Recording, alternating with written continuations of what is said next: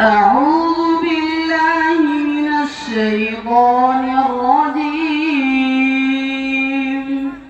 بسم الله الرحمن الرحيم.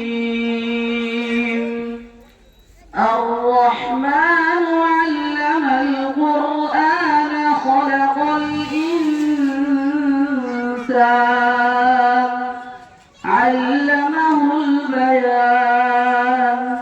الشمس والقمر بحسبان والنجم والشجر يسجدان والسماء رفعها ووضع الميزان ألا تطغوا في الميزان وأقيموا الوزن بالقسط ولا تخسروا الميزان